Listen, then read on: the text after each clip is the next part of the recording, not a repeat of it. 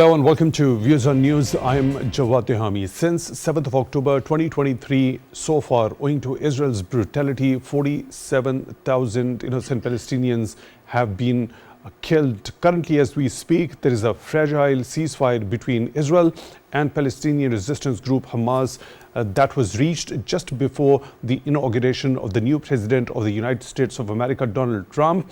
And now Donald Trump has come up with his plan of resettling Palestinians in neighboring countries of Gaza and Palestine, which is Jordan and Egypt. Now, this particular resettlement plan of Palestinians in the neighboring countries has been rejected by Palestinians themselves, Egypt and Jordan also.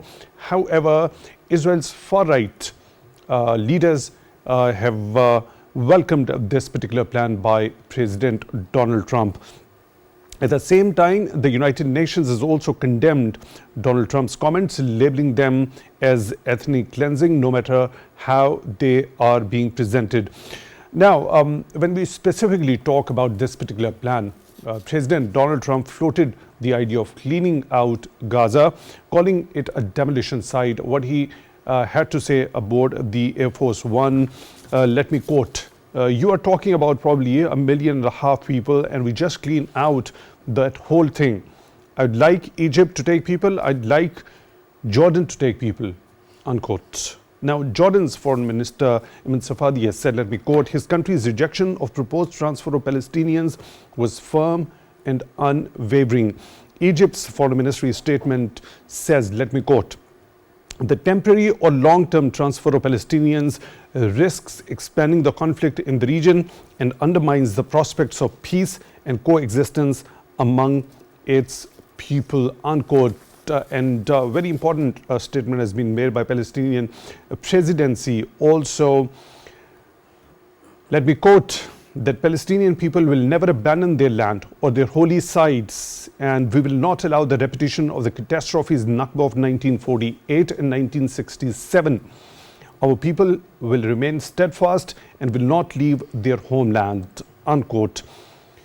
Let me bring in our panelists to talk about this particular proposed plan by President Donald Trump, its implications, and is it achievable or doable, and what kind of solution this one is, and how President Trump is going to take this particular proposal ahead, with the rejection coming from all the concerned stakeholders except Israelis. Let me bring in Dr. Munawar Hussain, foreign affairs expert. Dr. Hussain, thank you very much for your time, for being with us on the show tonight. Really appreciate that. Also in the studio, we are honored to be joined by Mr. Ismail Younis. He is Palestinian journalist. Mr. Younis, thank you very much for your time, also for being with us on the show tonight. Really appreciate that. On Skype, at the same time, we are honored to be joined by Mr. Baloch, former ambassador. Mr. Baloch, thank you very much for your time, also for being with us on the show tonight. Really appreciate that. Dr. Hussain, if you allow me, let me begin the discussion with Mr. Ismail Younis. Mr. Younis, now, straight away, this particular proposed plan by Donald Trump, we saw that just before his inauguration, that very fragile ceasefire, as we are speaking, was reached. There was a threat already that was repeated on the part of President Donald Trump that if the captives held in Gaza were not released before he takes office, all hell was going to break out. And we saw that particular ceasefire agreement being reached. Now, this proposal, do you think that particular threat, which ultimately led to that particular ceasefire agreement between the two sides, has made Donald Trump to give such a plan? And your understanding, is it even doable? Let's start from the beginning that the ceasefire have happened despite all the disaster and genocide that was happening in Gaza, and it was in the favor of the Palestinians in the end. So Israelis have gone down to their knees and accepted the ceasefire. Donald Trump have given the threat for the actually, who hears the threats that Donald Trump have given, it seemed that it was against the Arabs and against the Palestinians. Yet who have accepted the conditions were the Israelis. Fine. So that's the initial thing. The second thing that Donald Trump is trying to, let's say, pressurize the Palestinians to accept the ceasefire according to his will and leave their lands, which actually is not doable because the Palestinians themselves are not going to go. Going or leaving the land by force is actually not doable because the Palestinians have resisted for 15 months on their conditions, and their conditions have been accepted in the end, not the Israeli conditions that have been accepted. Mr. Younis, let's talk about that particular ceasefire agreement. If I am correctly remembering that particular part of it, it also included the return of the people towards northern Gaza. Exactly. Am I correct on that? And it has happened today. Yeah, it has happened which today. Actually the Israelis didn't want it to happen. Okay, so Israel didn't want that to happen. So amid that particular return of the Palestinians towards northern Gaza, coming of this particular plan, what could be possibly the intention of this particular plan on the part of US President? That's the Israelis have accepted the militants and the resistant parties' conditions in Gaza. So the Israelis are not in the strong part. We are seeing how many Israelis leadership and army have given their, they are leaving their posts and they are resigning from their posts.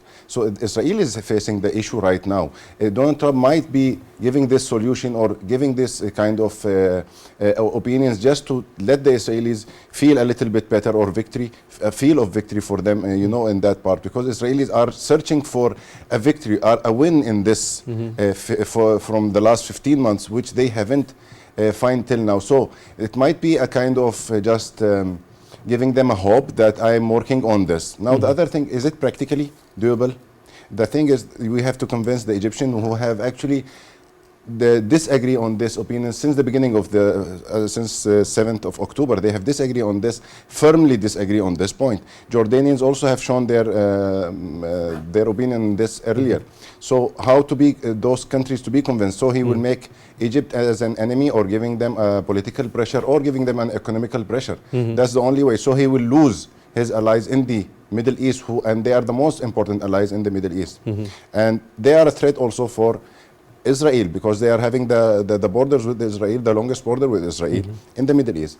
So I think it's not that much doable. It is just kind of a hope, just to make this ceasefire or stopping of the war this time, with a little bit hope of Israelis that we will evacuate Gaza. Right, Dr. Munawar Hussain, what's your understanding? Is it just to make Israelis feel a little better? Definitely. I mean, Israel got a defeat because all stated policies by the Israelis that why they are waging a war against Hamas and Hezbollah later on, the purpose was to eliminate Hamas completely, that they could not do this.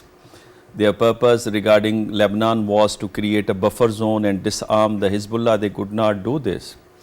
As Ismail Younis identified, that many Israeli soldiers, they refused to fight against the Palestinians because 15 months is a hell of time. And in this time, in this 21st century, no state can afford such a long war without any support. And Israel, with the support of the West, could not defeat Hamas, which did not have any sort of support from any Muslim country.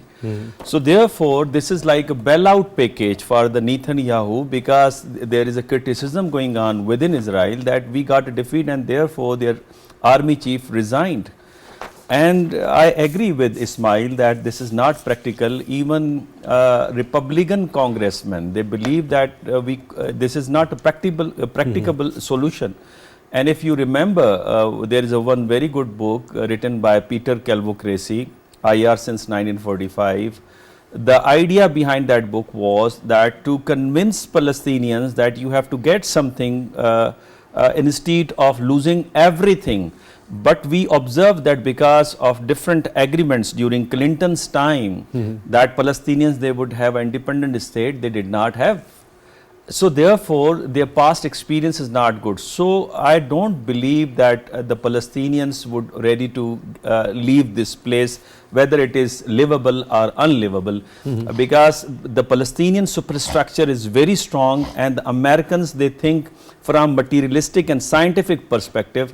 Therefore, they are failed to understand the spirit of the Palestinian people. Right, Mr. Baloch, there are two different parts of this particular proposed plan by Donald Trump. First, he talks about Gaza as a demolition site, saying it is really a mess and we need to clean out Gaza. The other part that he wants Egypt and Jordan to take people. Also, looking forward to have the housing settlements for them where they can live in peace as per his understanding. Do you connect these both? Is there any connection or similarity between these two different statements, or do you consider it different?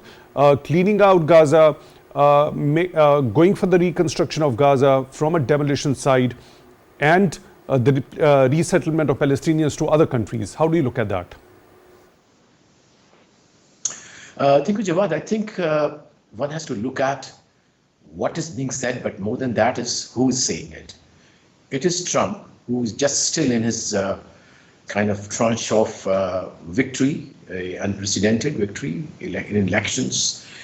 He's been seen making grandiose statements about his neighbors, the neighbors of the US, Canada, Mexico, Colombia, and the rest of the world. And of course, internally as well. So I think this is one of the, I don't know really, I want it to be even named as a proposal. That is how they do and play the mind games. That even this, off the cuff statement which comes on Air Force One, people discuss it, call it a proposal. No, I refuse to call it a proposal. It is a non-considered, some kind of a kite flying by a president or a candidate who has won unprecedented victory, and he is still in his victory megalomania. So I would refuse to call it a proposal, one. Second, I think even if it is termed as some kind of an idea, it can be challenged on several grounds. First of all, are the legal or the international law grounds. We know it, all of us know it, that UN Resolution 181 of 1948, which calls for the establishment of a Palestinian state. That is two-state solution under which the Israeli state was established. And this resolution was accepted by the Israelis and the rest of the world as well. And then, of course, there is a whole plethora of resolutions, the UN and several other bodies. So you kind of completely roll them back and write a new international law about the two-nation solution, which is again, in fact, reaffirmed by certain agreements, Oslo Accord, the Camp David Accord, in which US is the guarantor.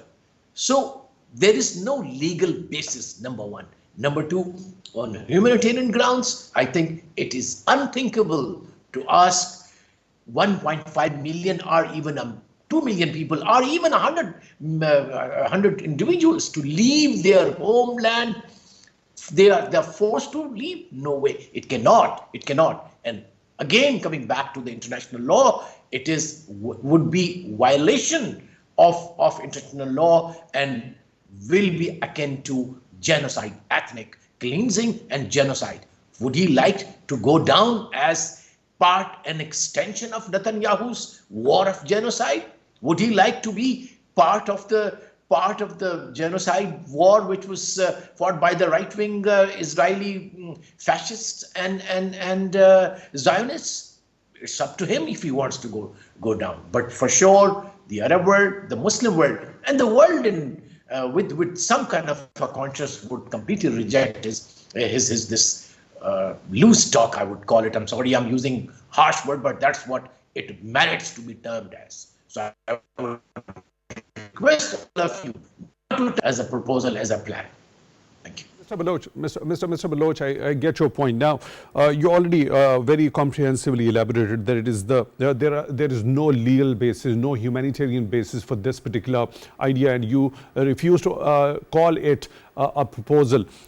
Firstly, also, so despite all these, having no legal basis, having no humanitarian basis, being a violation of international law, just going back a little back in time, just before his inauguration, since November 5th election victory, unprecedented victory, as you also talked about the landslide victory he had over there during the presidential elections. He had that particular threat that all hell will break out if the captives are not released before his inauguration. And during his inauguration address, he took the credit of that also, that as he was speaking, the captives were returning back to their homes. Now, we have also seen this particular statement now coming. Do you think the intention is to take this idea ahead, no matter what, even if the force is required? Yes, I think they can go to any extent. The kind of people now who are in the murderous regime of Israel, and their supporters now part of the Trump team. Unfortunately, the nominee for the UN by Trump is on record in her testimony to the Senate, said that yes, it is the biblical right of the Israeli people to Gaza and the West Bank. That is their land of which is promised to them by God. So these kind of people who live in their make-believe world, but the real world is different. I think they need to come back. So I think the world has to rise. The people with conscience have to rise. The writers have to rise. The civil society has to rise. The governments have to rise actually above their petty interests and stand for what is right. And if they are determined to lead the world to war, we know that the future war, God forbid it happens at the level of nuclear powers or even non-nuclear powers, nobody will be winner.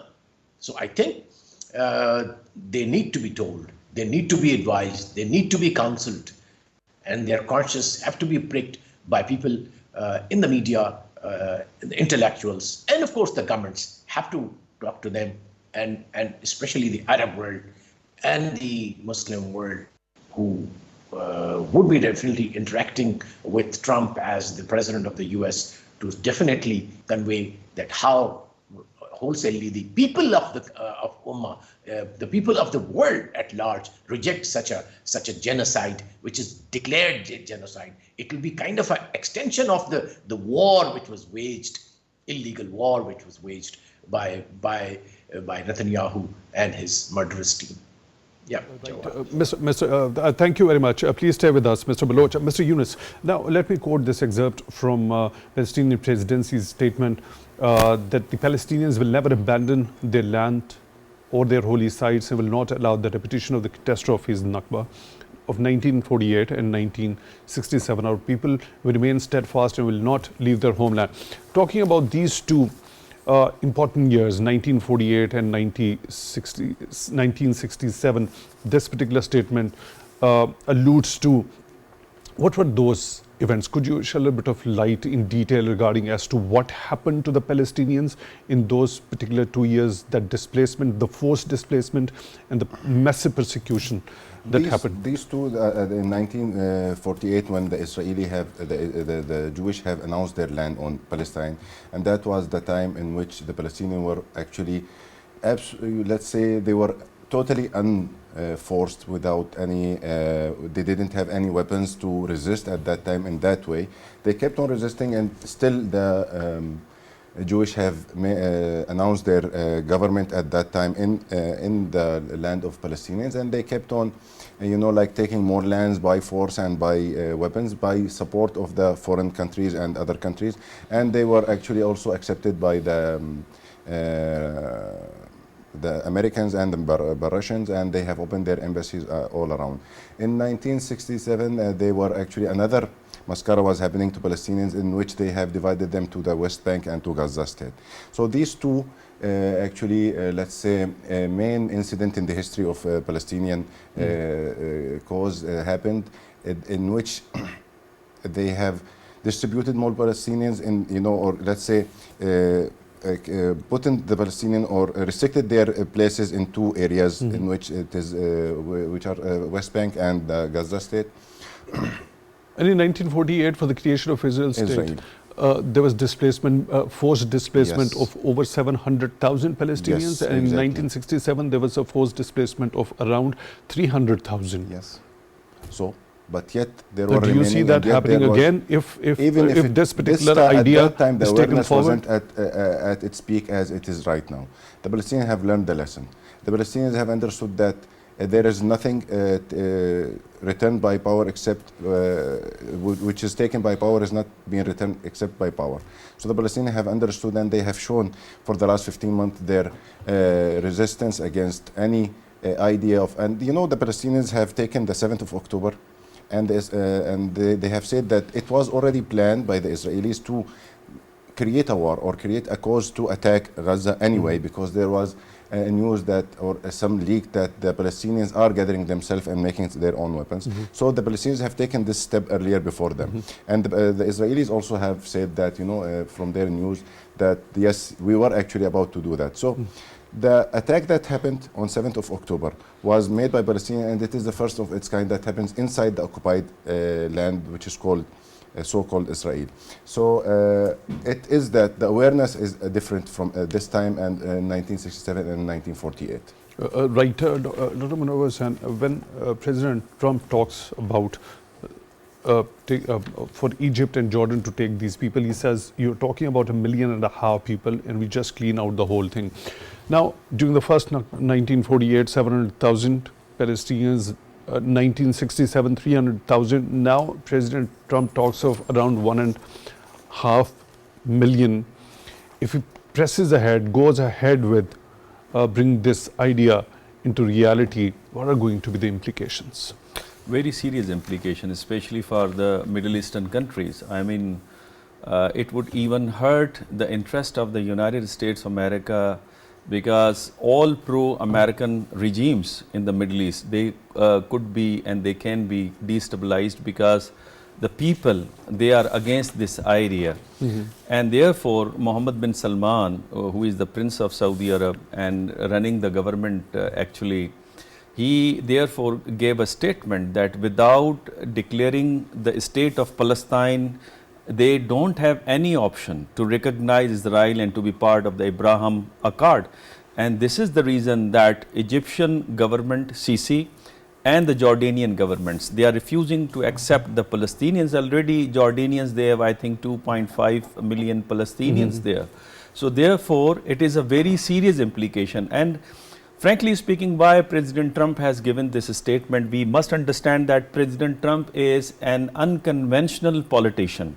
He does not take feedback from the relevant departments, and therefore idiosyncratic factor or the personal source of American foreign policy here dominates. So what he understands, he expresses without thinking about it, what type of implications it would have on regional and international politics. Second, I believe that Marco Rubio, who is now the state secretary, he is very much pro-Palestinian. And therefore, Richard Grenell, he could not be the state secretary, and it is quite possible that Marco Rubio may be the choice of Pentagon, because Pentagon considers Israel as a strategic post of America in the Middle East. Third important factor is Jewish lobby, which is very strong in America. And frankly speaking now... well, second point, could you shed a little bit of more light regarding that? Pentagon's understanding Marco of Israel Rubio is pro-Palestinian, as you already mentioned. Yeah, Marco right? Rubio is very much pro-Palestinian, and he is supported by the Pentagon. Frankly speaking, we have an impression that President Trump is anti-establishment. And if he was completely anti-establishment, he could appoint Richard Grenell, who is pro-China, who is a soft, idea regarding the Palestinian issue. He could not be appointed as a state secretary. I get your point. My question is, how would you elaborate on this particular point once Marco Rubio, as you already mentioned, is pro-Palestinian and Israel is considered not Marco Rubio, he is pro-Israel. That's Marco Rubio is a pro-Israel. Right. Richard Grenell, he Right. has a soft image regarding the Palestinian. Jewish lobby is very strong. They are wealthy. They have influence in American media and education. And the key financiers of President Trump, they were all Jewish. And last one, which we mentioned already, that is to bail out Netanyahu, because Netanyahu political career is jeopardized, and he has been leveled many charges regarding the corruption. So therefore, and some corruptions are proven there. So therefore, it is like bailing out. As far as impact is concerned, I would like to share that we have a very good book which is known as The Prince, written by the Machiavelli. And the basic assumption of Machiavelli was that though it is essential that people must love the ruler, but the more important is that people must have a fear. And therefore, President Trump has given such a statement which created fear in the Middle East, and therefore Netanyahu and Hamas both agreed to have a ceasefire, but now he is derailing that impact by himself. So therefore, I think the statement that was given by President Trump is anti-US interest in the Middle East. Right. Mr. Baloch, now, how do you look at the rejection and condemnation by the concerned states, both Egypt and Jordan? A statement coming from Jordan's foreign minister also, that his country's rejection of the proposed transfer of Palestinians was firm and unwavering. Likewise, we have seen Egypt's foreign ministry statement, which says the temporary or long-term transfer of Palestinians risks expanding the conflict in the region and undermines prospects of peace and coexistence among its people. Now, after these rejections, do you think President Trump is going to pressurize these two nations in particular to take more Palestinians? No, I don't think so. Actually, in the heat of the war, the whole idea of Netanyahu's strategy was to push the Palestinians from north to the south and go on to into Gaza desert and into Egypt. That was resisted by Egypt, I think successfully so. When in the face of, I think, over 150 or 200,000 army was mobilized to perform this very act. Now, imagining that his statement would be implemented, I think it's unrealistic. It is foolhardy, to say the least. But more than that, I mean, again, I'll go back that Palestinians, as well as the people who support Palestinians, the international community, the Muslim world, the Arab world, have to basically fall back on the international law. We will see that, again, Resolution 242 is still pending, which is binding on Israel, which is binding on the entire international community, where they were supposed to return all the Arab land to the the Palestinian land, which was and the Arab adjacent countries' land, which was occupied by Israel as a result of 1967 war. So, I mean, in the face of such violations, so you think they will be, if really they are determined to make it happen, that is, in my view, the international order, or the rule-based, or the international order, which is based on rules, which is based on some civic norms. So I think it is a grandiose statement, nothing more, nothing less. People should understand it, and I think I'm happy that the Arab response from Jordan, from Egypt, from Palestinians has been forcefully voiced. I get your point. Mr. Baloch, your quick comment regarding as to how this particular rejection on the part of Jordanians and Egyptians can affect in the light of this particular idea by President Donald Trump.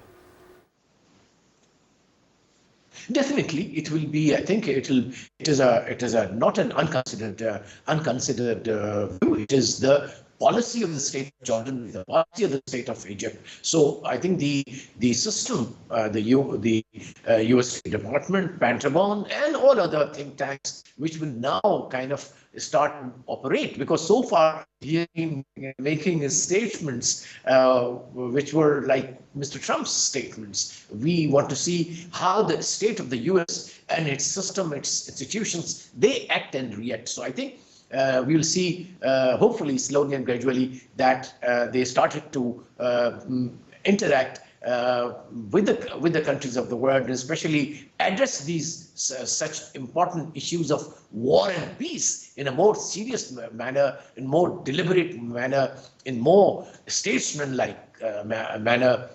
We are hoping. I, as an observer, would really like that the State Department, the Pentagon, and all other state institutions which have played an important role, and they hopefully intend to play further important role in the shaping of the rule-based international order. So I think we all should sort of hold on to the UN resolutions. We should hold on to the world order, which is based on rules, regulations, and normal humanitarian norms. Yes, Jawad. Right, Mr. Younis. Now, Mr. Trump has also confirmed that he had instructed the US military to resume shipments of 2,000-pound bombs to Israel. And he has also said that the justification is given for that is that Israelis have bought them. How do you look at this particular resumption of this particular shipment of 2,000-pound bombs and the intention behind it? The American support to Israelis was always continuous. Fine, and now Israeli is, as we have mentioned, the situation there, it is a fragile ceasefire. So there is a possibility of returning back to the point of hit and fight and war again in the Gaza state. The situation is still not as stable as we are expecting. Yes, the situation, there is a good hope that at least the war will be stopped for the time being, but still Israelis, they came to know now that they are under a big threat by the militant groups in Gaza state. And there is another level happening also. We should not forget that that's what's happening in the West Bank.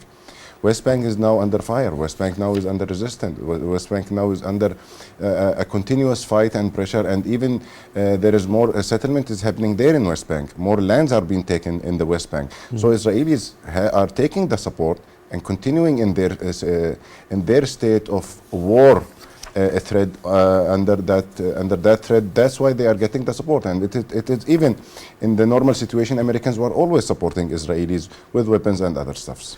Right. You already talked about how this rejection on the part of the Egyptians and Jordanians is going to affect the bilateral relationship of each country with the United States of America. Could you go a little in detail regarding that? I'm saying if the Americans are going more in this way, that pressurizing the Jordanians and the Egyptians in this particular point, that they have to accept the Palestinians to go to their land as refugees, and the Egyptians and the Jordanians won't be accepting it because of multiple reasons. They don't want the refugees in their land. They don't want but the Americans, they have the power to convince them in the way or the other. If they will do that, then they will have to face and accept the multiple things. The Egyptians and the Jordanians, they will have to face the rejection of their own people. That you guys have done against the Palestinians, which the citizens of both countries are always in the favor of Palestinians. That's number one. Number two, the economical pressure that the Americans can go against. We know there is always there is a continuous aid also for the both countries, military aids and economical aids. And the other thing is the political pressure that can happen, and the relationship between the Americans that can reach to a difficult point between these countries. Well, America will be accepting to face such a situation, and that's the point in which I guess that the Americans cannot go that far in this point.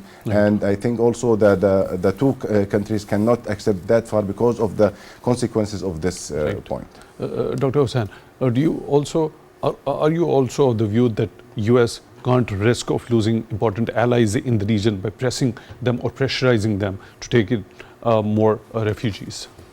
Definitely, because America is no more the only power in international system. And we are, I think, overestimating American capability to convince the allies to accept the refugees, especially the Palestinian refugees. One thing that Americans might know, that there is a huge gap between society and the governments in the Middle Eastern countries. In that case, they would not only lose their supportive regimes, but at the same time, they are giving opportunity to the militant groups to reorganize and to get support and sympathies from the Arab people. In that case, there would be a revolt. And therefore, I fear that if Americans, they pressurize their supportive regimes, whether it is in Jordan or Egypt or in the case of Saudi Arab, they might lose these regimes in the near future. At the same time, I would say that we are living in a situation where there is no international law, because Baloch Sahab was identifying that United Nations resolution must be and should be adopted. This is normative approach. We must understand that international law is ineffective. United Nations is toothless. The international bodies, they are unable to implement their verdicts. So therefore, we are living in a situation where America is not only the power, America has lost control over the liberal world order. We have only one option: to invoke the sense of international society or to invoke the sense of global south. I think this is the time that we have to think that all important members of the global south, they may have a consensus to provide resources either to the United Nations or to have their own forum to resolve such long-standing issues. Otherwise, always West would support Israel and the Middle East would not be stabilized in near future. I do not see the stability in the Middle East. Okay, how do you look at this particular resumption of the shipments of 2,000-pound bombs to Israel, which was banned under Biden's administration? So there was also expectation as soon as the Trump administration takes over, I mean, there could be a possibility of peace coming into this particular region. There could be a respite for the Palestinians that we have seen in that so-called fragile ceasefire agreement so far. But with this new proposal and this resumption of that 2,000-pound bombs, which was already banned under Biden administration. I would not say this is the violation of international law, because Americans, they do whatever they want to do. But I would say that this is very unfortunate, number one. Number two, we remember that when President Trump, he got a victory, Netanyahu gave a statement, and it was televised statement, that in your previous regime administration, you supported us. You gave us this Jerusalem as the capital of Israel, and we know that in this time you would also support us. It is all because of the Jewish lobby, their power in American economy, in education, in media. They have a deep pockets, and at the same time, President Trump, who has a good understanding with Netanyahu, and therefore I think Americans would always support them, because all American institutions, they have a consensus that Israel is important for them, is a strategic post for them. In future, if they have a war in the Middle East, Israeli soldiers and weapons and places would be used by American forces. Right. Mr. Baloch, do you think this resumption of shipments of 2,000-pound bombs to Israel, which was banned under Biden administration, now this step in comparison to Biden's administration ban on this one, so which one would you weigh better in that particular regard? And with this resumption, how bigger do you think is the possibility of the conflict going or expanding further? Well, if you look at it, this is definitely stoking the fire. So morally is wrong. Legally it is wrong, because I think there is some kind of a convention where these bombs cannot be used against or over the civilian population. So this is kind of a quasi-prohibited ammunition. So I'm pretty sure I'll have to research, but sure enough, the supply of this bomb would be in violation of some kind of a international law by the even US. Second, even Israel, it is contemplating to use these buster bomb, as they call them. I think it was used by US in Afghanistan, and perhaps in Libya, and perhaps in Iraq. But would they still do it on this completely destroyed small patch of Gaza? I mean, one can't think about it. I think it is more symbolic to send again a strong signal to those probably Palestinian factions who might be thinking to resume their fighting, that US is firmly, and particularly in person, Trump is firmly behind Netanyahu, his regime and his policies. But it is sad, it is bad, and it is wrong. I'll say 3 times, it is wrong, it is wrong. Right, Mr. G.R. Baloch, former ambassador, joining us on Skype. Thank you very much for being with us on the show tonight. Really appreciate that. In the studio, we were joined by Dr. Munawar Hussain, foreign affairs expert. Dr. Hussain, thank you very much for your time also for being with us on the show. And Mr. Ismail Younis, Palestinian journalist. Mr. Younis, thank you very much for your time also for being with us on the show tonight. Really appreciate that. With that, we come to the end of today's episode. Till the next one, take good care of yourselves.